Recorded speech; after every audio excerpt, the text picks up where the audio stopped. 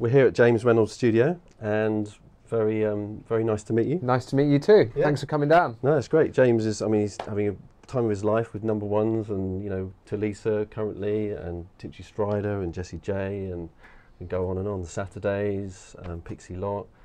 I'll stop there. But yeah, you've had a lot of success in the last few years. You've been in the business for a while, though, right?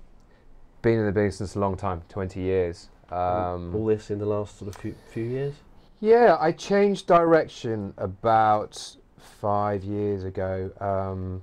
Before that, I was mainly in the dance world. I mean, I started out, I did the whole engineering course at a college called Gateway, came out of there.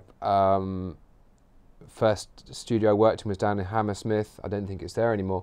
One of the first sessions I had actually was with an old house producer called Folly Jackmaster Funk, Love Can't Turn Around, which is obviously quite a famous track. I wasn't working on that track per se, but it was thrown in the deep end, and just sort of went from there. And then I got heavily into the house scene, made a lot of house records for a lot of house DJs, probably 4 a week for 10 years. So you can figure out 90s here, right? Yeah, 90s. And did the garage scene, remixing, the whole time in the garage scene. Then went back into house, and yeah, it's a good life. It's a great scene. But I never sort of took the DJing side of it up, and I saw that the path to real success was actually feeding the DJing with the dance productions. And I thought, well, I've got a lot of experience at mixing records under my hat. Sort of 15 years down the line. Plus having made my own album on a completely different level, which I believe you know is called Public Symphony, which was a sort of Floyd meet Coldplay album, so completely different approach to making it. And I spent 5 years making it simply because I was doing it around everything else I was doing, and it was a learning process of a new sound for me, exactly how to do it. As a musician, as a composer, and on a mixed level as well, because it's a different thought process. Yeah. So I learnt a lot doing that, and then about 5 years ago, fate lent its hand, and there was a management company next door, and I was sort of sitting down thinking one day, actually, you know what, I'd quite like to mix records, pop records. And I spoke to these they were friends of mine, and they were looking after some writers, quite a successful team of writers called TMS. And said, do you fancy putting my show reel on the table whilst you're going around doing, the rounds for your writers? And he said, well, we'll give it a go. And we gave it a sort of a year's trial, and just went really well. And obviously, I suppose that's why I've ended up doing a lot of the sort of urban and more house-led things, because that I used to do a lot of that stuff. That said, I can do the other side of it, but that's where I've really kind of made my mark.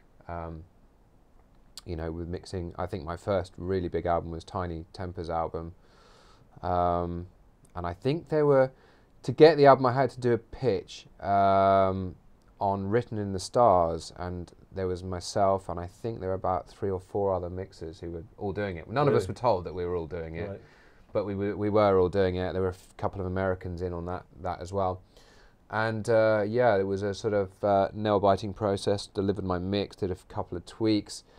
And then they originally were going to go with someone else, this American who'd done it, and I think a lot of it, especially in the mix world and production, is about the name, and you're sort of, there's a slight placebo, not placebo, but there's a slight sort of thing that if it's someone who's very famous mixing it, you kind of want to lean towards that. And so I thought I hadn't got the gig, and then they were doing some sound check somewhere, and then someone took down 3 of the mixes and just played them blind, and everyone said, what's that mix? And fortunately it was my mix. So then the album came back to me, which was great. And it went to number 1, didn't it? Went to number 1, yeah. It was massive in America as well. It was a huge record. And then so it's just sort of been building from that ever since, on mix and production levels, and yeah, I love it. I mean, it's a great job. I don't see a lot of the sunshine. Unlike a day like today would be nice, but no, I love what I do, so I'm lucky to be in that position. Cool. So I mean, going back sort of to the 90s when you were sort of making the dance stuff, so have you always come from a sort of DAW world, or were you ever into kind of mixing, console mixing, or has it always been a digital world for you? It started on Ataris. Yeah. Yeah, me too. Ataris, it's a sort of, I have nightmares about it even today. Ataris and S6000 samplers. Yeah.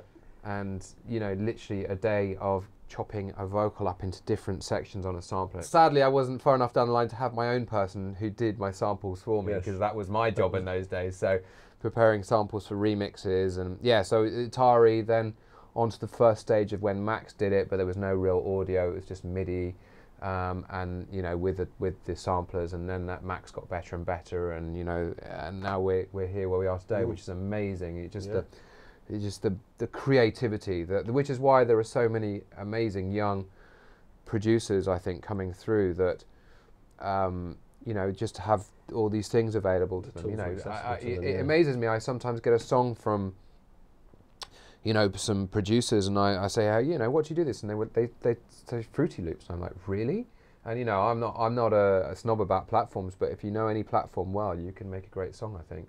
Absolutely. And hopefully mix a great song. You know, I think we were talking about this earlier about, you know, the Pro Tools and Logic argument, and I agree that I think, you know, back a number of years ago, Pro Tools was the go-to for mixing a record because of the timing issues, and it was just a very, you know, solid platform. Whereas now I think Logic's caught up so far that I think, you know, you can mix on either now. Let's talk about your studio. So Sure. you've got a Yamaha console. Do you mix with the console, or is it all in the box? I'm a big fan of spreading my mixes across the board. It may be just me, but I just find I get more width, more headroom, and I don't know what it is. Maybe that's just me. But my my favorite thing about obviously this desk, which I love, is I can feed it out to so many different units. It's so versatile. This as a unit. A total recall, obviously, because it's all digital. And I think in this day and age, unless you're mixing rock music, maybe some blues, and like desks aren't that necessary. I think people are all about the sort of the punch and the clarity. You know, it's a digital domain. I think is good for those sort of things. But the best thing about spreading a mix like this is if you've kind of got loads of automation on Logic and on your buses and everything else, and I get to the end of a mix and think, I just want to rebalance this without any automation problems. I just pull all the faders down and just push them up, and you know, there you go. I get my balance, and usually I get a better balance when I reapproach everything right at the end. Not always. So it's a kind of hybrid. It's a hybrid until I go to my end chain. The other advantage, of course, by keeping it digital is it means that you're not adding noise to signal or signal to noise ratio. A bunch of converters so you know, if you're maxing out, you can just pull the faders down. You're not going to be compressing any more noise at the end of the chain. So that's great, you know. But on my end process, yes, I go through. I've got an Avalon 747, which I love the EQ. I then got the Charter Oak, which is a solid state compressor, slightly unique in how it works. Is lovely, and then I've got my pièce de résistance, which is the Phoenix mastering, which is my glue, and an amazing glue it is. Oh, it's an amazing bit of gear. I've got also in the chain the Clariphonics parallel equalizer, which is very handy and treats. As it says, it's parallel EQ, so it takes your signal and then takes your signal again and adds whatever you add on top of it, and it's quite an effective unit.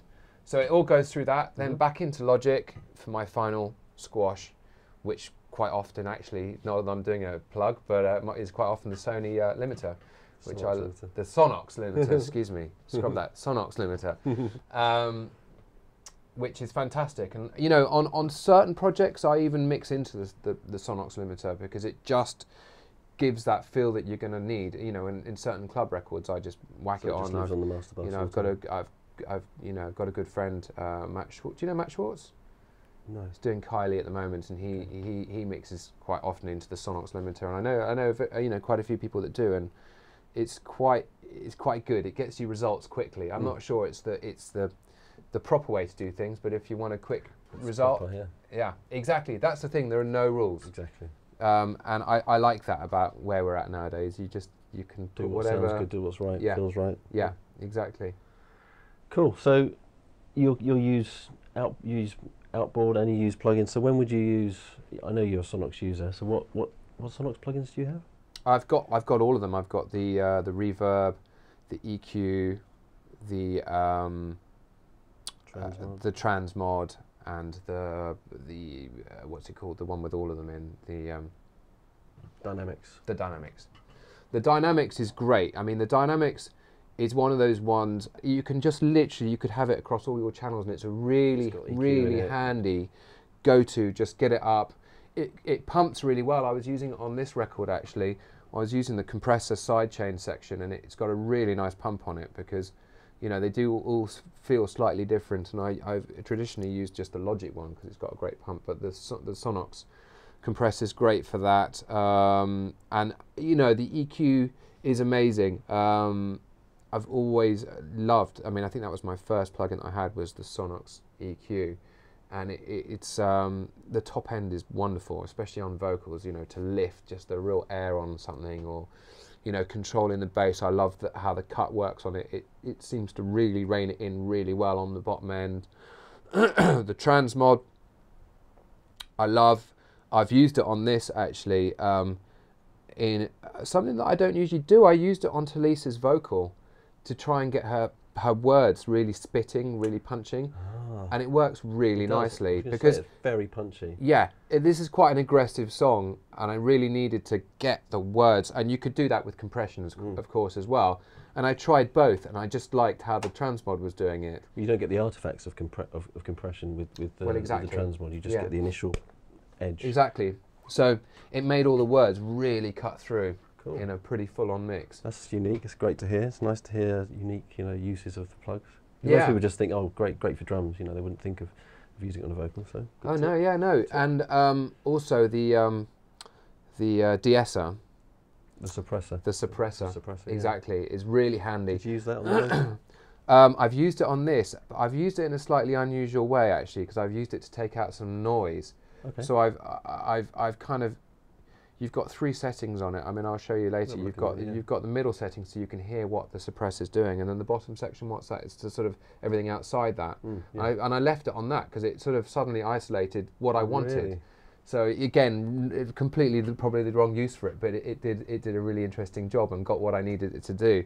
But it's very good, and I think I got this from you when I spoke to you a while ago. It's very good at controlling unwanted S-ing, but also bass frequencies that might stick out. It's really good at doing that. So definitely. You know, I use it quite a lot in those circumstances. And the inflator, you know, the great thing about things like the limiter, which I use on loads, the inflator is they're so quick and easy to use, and they just sound great. It's like one control. You know, that's what you want, especially when you've got loads going on. You know, lots to get through. There's lots to think about in a mix, and if you've got something that you know is just going to do this, you just want that presence, that air really quickly. Oh, inflator, bang. Yes, yeah, it's great. So yeah, yeah. Thank you very much. You've made my life a lot easier. And use the reverb, or I'm sure you've got loads of reverbs. I use the reverb. Yes, I've used it on this. On Tulisa, on the lead vocal for a kind of a hall reverb. The reverb is one of the plugins that I'm not as experienced with maybe as the others, but simply just because I you know, time of actually sitting down to learn it. It's a more in-depth plugin. There's a lot of controls in there, yeah. There's a lot of controls, and I think I need to assign a piece of my life to just sit down and use it, because it is again a lovely reverb. Excellent. Well, maybe we could hear some of the plugins in action.